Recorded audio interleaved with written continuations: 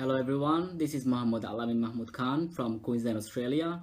As a doctoral student of International University of Morality, USA, Florida, I'm here to discuss the topic respect. Today, I will cover this topic around some audio and video done by some experts, some written books, and some website resources, which is written by the experts as well. Today, I'm here to promote respect around the whole world as International University of Morality does at the same. The articles and videos and audios are as follows. Respect, audio by Deepa Daniels. What is respect? Audio by Charm City Karate. A story of respect, audio by Lisa Hakera, showing his respect. Video by ccparenting.com, showing respect. Video by California Voice, Power of Respect. Video by Release Your Wings. Respect of Responsibility, audio by Mark Byard. Value Respect, audio by ccparenting.com. Respect for Yourself, video by Release Your Wings. Respect for Dad, video by Victor Vijay Lobo. Respect Your Mom, video by AJ Hacks. Respect in School, video by Room 301 Presents. Respect Your Elderly, video by Ali channel. Respect to Others Themselves, video by Mary Lena. Respect is more important than love, video by Savin Phillips, the MFT. Be Human, My Respect for Them, video by Stay with Jazz. 6 Ways to Show Respect to Other People, video by Don Crowley. TED 14 Show Respect and Respect Yourself, video by Donald Pugh. Showing Respect for the Opinions of Others, video by Mufti Menk. Showing Respect to Other People's Opinion, video by Dale Carnegie. 7 Steps to Unrespect, video by Alpha M. 10 Ways to Show Respect, reading by alexshaman.com. Respect, How to Teach It and How to Show It, reading by technology.com. These are the resources I'll be covering, as well as I will put my own effort into it to promote respect all over the world, to make the world a better place. Respect has great importance in everyday life. As children, we are taught, one hopes, to respect our parents, teachers and elders, school rules and traffic laws, family and cultural traditions, other people's feelings and rights, our culture's flag and leaders, the truth and people's differing opinions.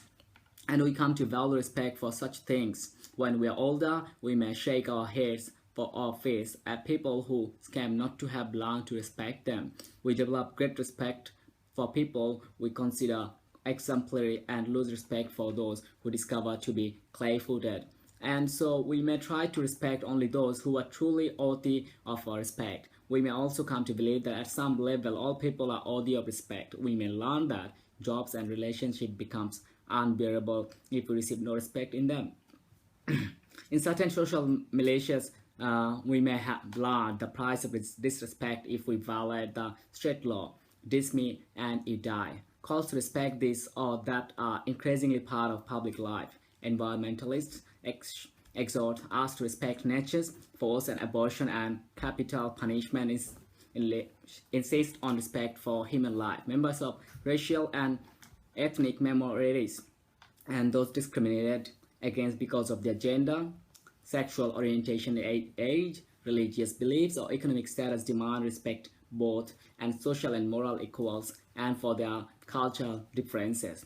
And it is widely acknowledged that public debates about such demands would take place under terms of mutual respect.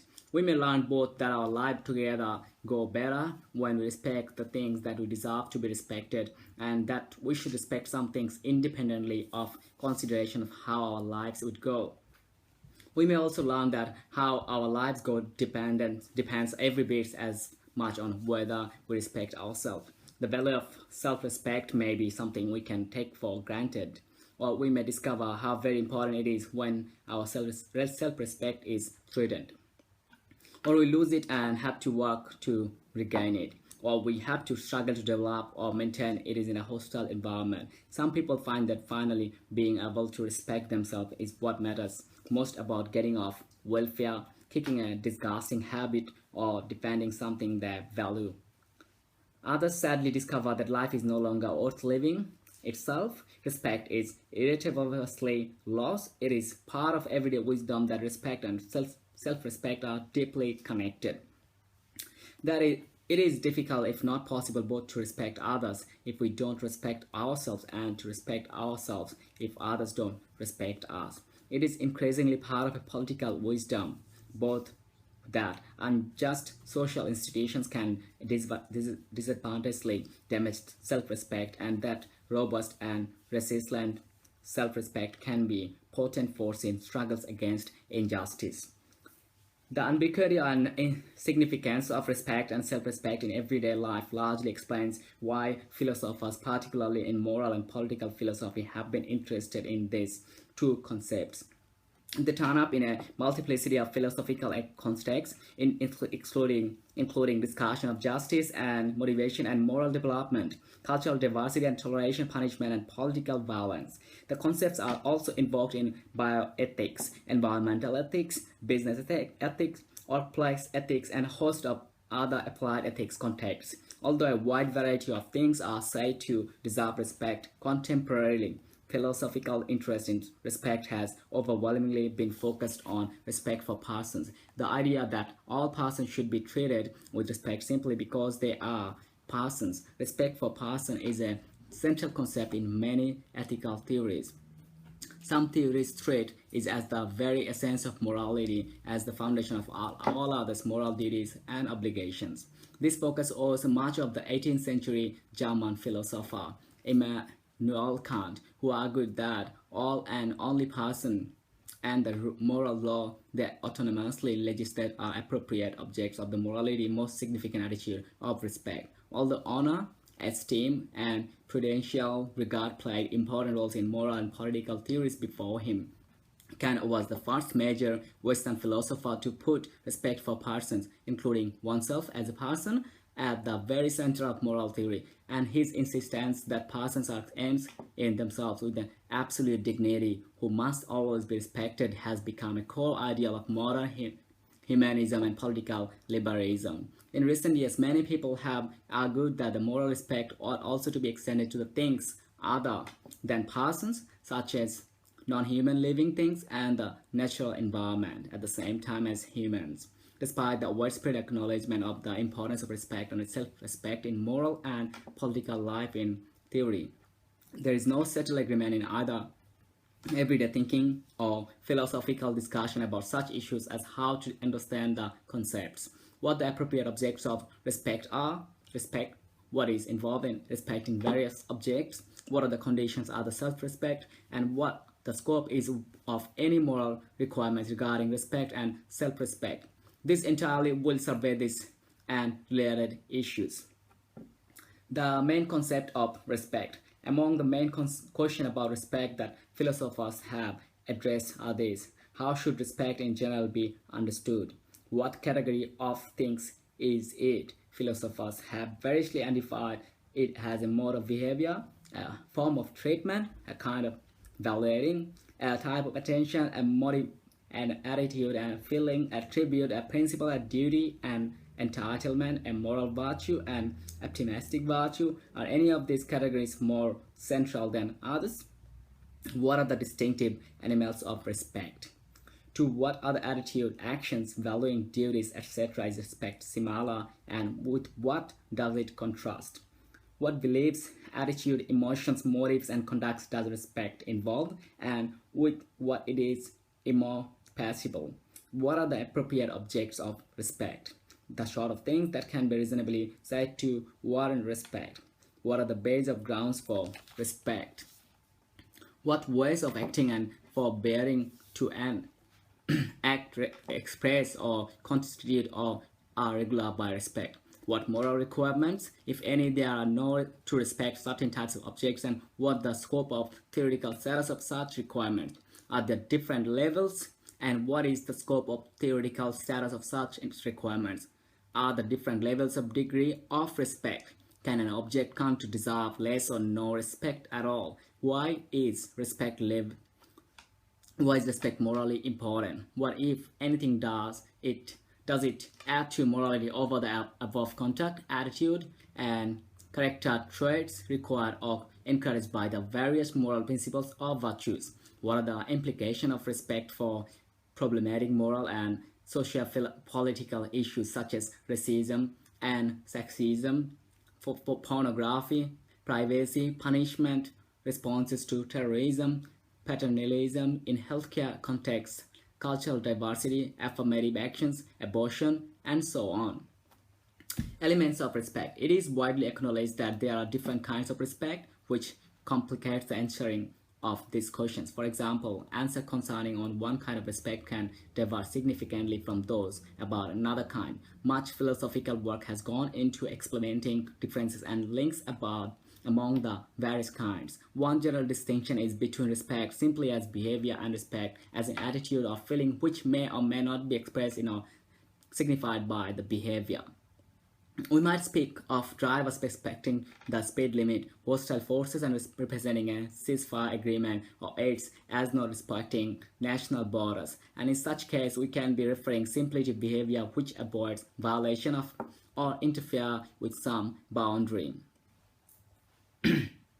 And such cases we can be referring simply to behavior which avoids violation differences with boundary, limit or rule without any reference to the attitude, feelings, intentions or dispositions, and even is in the case of AIDS virus without importing agency bar 2004. In such cases the behavior is regarded as consecutive of representing. In other cases, we take respect to be or express or signify an attitude or feeling. As when we speak of having respect for another person, for nature or certain behaviors, as showing respect for disrespect, in what follows, I will chiefly on respect, the attitude or feeling. There are again several different attitude or feeling to which the term respect refers. Before looking at differences, however, it is useful for us to note some elements common among varieties. An attitude of respect is most generally a relation between a subject and an object in which the subject responds to the object from a certain perspective in some appropriate way. Represent necessarily has an object. Respect is always directed towards, paid to, felt about, shown for some object. While a very wide variety of things can be appropriate objects of one kind of respect for another, the subject of respect, the respecter, is always a person, that is, a conscious, rational being capable of recognizing and acknowledging things, or self-consciously and intentionally responding to them, of having and expressing values with regard to them, and being accountable for disrespecting or failing to respect them. Though animals may love so fear us, only person can respect and disrespect us or anything else. Respect is a responsive relation, and ordinary discourse about respect identifies several case elements of the purpose, including attention, deference, judgment, acknowledgement, valuing, and behavior.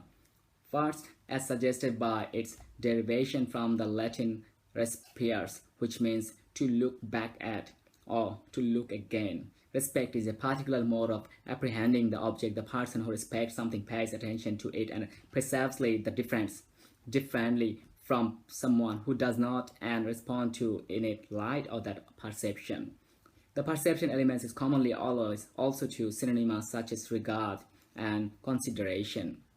The idea of paying heed or giving proper attention to the project which is central to respect often means trying to see the object clearly as it really is in our own right and not seeing it solely through the filter of one's desires and fears or likes and dislikes. Thus, respecting something contrasts with being oblivious or indifferent to it, ignoring or quickly dismissing it, the neglecting or disregarding it, or carelessly or intentionally misdefined it. An object can be preserved by the subject from a variety of perspectives. For example, one might rightly regard another human individual as a rights bearer, a judge, a superlative singer or trustworthy person, or a threat to one's security. The respect one accords her in each case will be different, yet all will involve attention to her as she really is a judge, threat, etc. As responsive respect is object-generated rather than wholly subject-generated, something that is ought to call for, deserved, elicited, or claimed by the object. At the same time, respect is an also expression of agency. It is deliberate, a matter of rather the grab attention or reflective consideration of judgment. There are many different kinds of objects that can be reasonably be respected and many different reasons why they warrant respect. Thus, warranted responses can take different forms beyond attention, differences, and judgment. Some things are dangerous or powerful, and respect of them can involve fear or self-protection or submission. Other things have authority over us, and respect their duty include acknowledgement of their authority and perhaps obedience of their authoritative commands. Other forms of respect are modes of valuing, appreciating the object as having an objectives worth of importance that is independent or perhaps even at variance with our attendant desires or commitments. Thus, we can respect things we don't like or agree with, such as our enemies or someone else's opinion, but we still do respect them. Valuing respect is akin to esteem, admiration, veneration, reverence, and honor, while regarding something as utterly worthless, insignificant, or disdaining or having concepts for incompatible with respect. Respect also aims to value its object appropriately, so it contrasts with disregardation and discounting. Finally, respect is generally regarded as having a behavioral component. In respecting an object, we often consider it to be making legitimate claims on our conduct, as well as the thoughts and feelings, and are disposed to behave appropriately. Let's talk about kinds of respect. That it is the nature of object that determines its respect worthiness, and there are different kinds of object calling from correspondingly different responses has led many philosophers to argue that there are different kinds of respect. In what follows, three sets of distinction will be discussed in this presentation. Speculating on the historical development of the idea that all persons as such deserve respect, and using terms found in Kant's writings, and the German word usually translated as respect, Feinberg identifies three distinct concepts of which respect has been the same. Respect or dangerous things or things will power over the subject. It is respect that woodworkers are encouraged to have for power tools, that a city dealer might have for street gangs, a new seller might be admonished to have the say, a child might have for an abusive parent. Respect contrasts with contemporaneous disregard. It is shown in conduct that is cautious, self-protective, other pleasing. The second concept, observantia, the moralized among of respect. It involves regarding the object as making a rightful claim on our conduct, as deserving moral consideration in its own right, independently of consideration personal well-being. It is observantia. Feinberg maintains that historically was extended first to classes of no dangerous but otherwise worthy people, and that to all persons as much, regardless of merit of ability. Observantia encompasses both the respect said to be owed to all human equally and the forms of polite respect and differences that acknowledge different social positions. Number three will be reverentia. The third concept is the special feeling of profound and awe and the respect. We have the presence of something extraordinary or sublime, a feeling that both humbles and uplifts on. On Kant's account, the moral law of the people who exemplify it is morally worthy actions explicit reverence here from us. For we experience for the law for its explanation as something that allows trumps or incitations or determine our wills.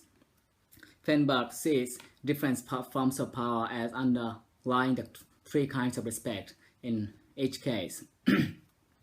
Hudson 1980 draws a fourfold distinction among kinds of respect. The respect in a colleague highly as a scholar, having a lot of respect for someone with guts, and mountain climber respect for the elements, and the tennis player respect for opponent's strong backhand. Respect in the terms of agreement and respecting a person's right, showing respect for a judge by raising when she or he enters a courtroom, and respecting one out flag by running out, then tossing in the trash. The respect in evaluating prospect as similar to other favorable attitude, such as esteem and admiration. It is earned or deserved or not, depending on whether and the to be degree of the object is just to meet certain standards. Obstacle respect in Is a matter of regarding the object as something that, if not taken proper amount of one decision about how to act, could prevent one more achieving one's ends. The objects of directing respect are the directives. The objects of institutional respect are social institutional practices of positional roles defined within an institution or practice. The Hudson's four classifications deal on as a fifth form, care respect, which is exemplified in an environmentalist deep respect for nature. Care respect involves regarding the objects as having profound and perhaps unique value of so cherishing and perceiving it as a fragile or calling for special care, so acting for forbearing to act on a felt development concern for it. This analysis of respect draws explicitly from feminist ethics of care and has been influential from feminist and non-feminist discussion of respecting persons as unique, particular individuals. The recognition appraisal distinction has been quite influential and is widely regarded as the fundamental distinction. If it is, then it should encompass the other distinction, although some fine-tuning might be necessary. And indeed, emulative respect and perhaps reverencia or morally good persons are essentially the same as appraisal respect. While respect, obstacle respect, observanial, distinctive respect, institutional respect, and care respect can be analyzed as a form of recognition respect. Some philosophers, however, have found the recognition appraisal distinction to be inadequate. Neither reverential for the moral law or nor felt experience for reverential respect for the sublimity of person as such as Bas 1999 are forms of appraisal respect. Yet because recognition respect is analyzed, first as a holding only the deliberative context, and second not essentially involving in feelings, revanchia seems also not to be a form of recognition respect. Moreover, while some forms of recognition respect and is only indirectly involved in other forms, valuing is essential to some forms of respect, they are not appraisal respect. Now we talk about respect for persons. People can be objects or recipients of different forms of respect. We can respect a person's legal rights, show respect for the president by calling him Mr. President, have a healthy obstacle respect for an easily angered person, respect someone by cherishing her in her or his concept particularly, respect an individual for her or his commitment to a worthy project, and accord one person in same basic moral respect we think any person deserves. Thus, the idea of respect for a person is ambiguous because both institutional respect and evaluative respect can be for person in roles or position. The phrase respecting someone as an R, right, means either having high regard or person excellent performance in the role of behaving in ways that express due consideration or deference to an individual co-holder of the position. Similarly, the phrase respecting someone as a person might refer to appraising her or his as an overall morally good person, or to acknowledging his or her standing as an equality in the moral community, or to attending to her or his as the particular person the person is, opposed to treating the person like just another body. In the literature of moral and political philosophy, the notion of respect for person commonly means a kind of respect that all people are owed morally just because they are persons. Regardless of social position, individual characteristics or achievements or moral merit, the idea is that the person as such have a distinctive moral status in virtue of which we have special categories obligation to regard and treat them in ways that are considered by certain inviolable limits. This is sometimes expressed in terms of rights. It is a complaint that person are ought to have a right to equal respect. It is obvious that we could not owe every individual evaluative respect, let alone equal evaluative respect, since not everyone acts morally correctly or has an equally morally good character. There's some important issues. One source of controversy concerns the scope of concepts of a person, although in everyday discourse of the word person is synonymously with human being. in trying to clarify who or what are obliged to respect are naturally led to a question about the ground of basic respects. Kant's account of respect for persons. The most influential position on this issue is found in the moral philosophy and Immanuel Kant, 1975, 1988, 1785, 1788, 1797. Indeed, most contemporary discussion of respect for a person explicitly claim to rely on, develop, and challenge some aspect of Kant's ethics. Central to Kant's ethical theory is the claim that the person are owed respect just because they are person, that is, free, rational beings.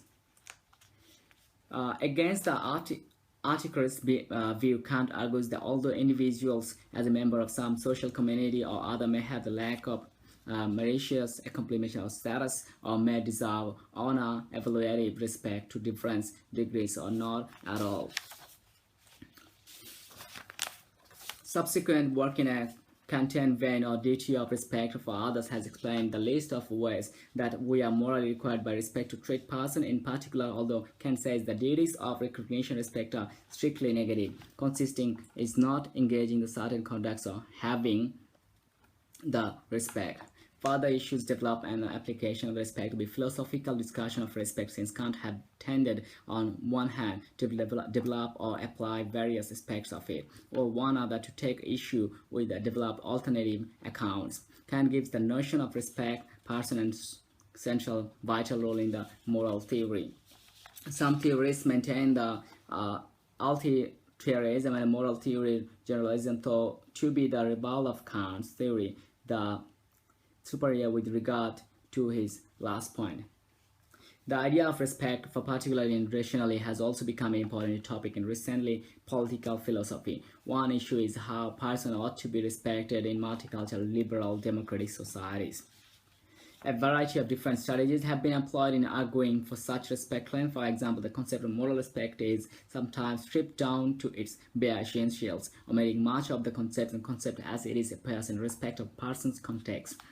Another strategy argues that the true grounds of moral worth and respect for other than wider than rationally. One version of strategy is argued that all living things, person and non-person, have equal inherent worth and so equally deserve the same kind of moral respect because of the ground of the worth. Living things that are non-person continuous with the ground of worth of person. Self-respect. While there is much controversy about respect for person and other things, there is a surprising agreement about the moral and political philosophers about at least this much concerning respect for oneself. Self-respect is something of great importance in everyday life. Indeed, it is regarded both as morally required and as essential to ability to live and satisfying meaningful, flourishing life, a life worth living, and just as vital to the quality of lives together. Saying that a person has no self-respect or acts in a way no self-respecting person would act, or that social institution undermines the self-respect of some people, in generally a strong moral criticism. The concept of self-respect, most generally, self-respect is a moral relation of a person and only person to themselves that concern their intrinsic worth. Self-respect is thus essentially a valuing from respect, like respect from others. Self-respect is a complex and multi-layered and interpreting phenomena. Everyday discourse and the practices insist that the respect and self-respect are personally, socially, politically and morally important, and philosophical discussion of the concepts bear this out. Their roles in our lives as individuals, as people living in complex relation with other people and surrounded by the plethora of other beings and things on which our attitude and actions have tremendous effects, cannot, as this discussion reveals, be taken lightly. The main concepts of respect be respect for others, respect for yourself, respect for your parents, respect for your colleagues. Showing respect to your dad, you must show your respect to your dad while you show respect to yourself as well, because he's not one to give you birth and give you the life that you are in. Show respect to your mom, at the same time show respect to your family members, that the same way they will treat back to you. Do respect the others the way you want to get treated by them at the same time. Respect in school, respect your classmates, respect your teachers, so that you can get the most out of them.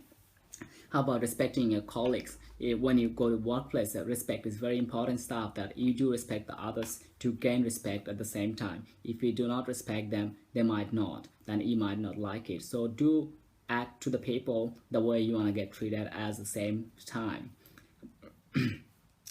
So we can see that respect is very important concept and element in our whole life, in our personal life, in our business life, at workplace, and our social life at the same time. So we must follow this simple step: respect others, no matter their colleagues, your classmates, your family members, or your friends, so you do gain respect at the same time.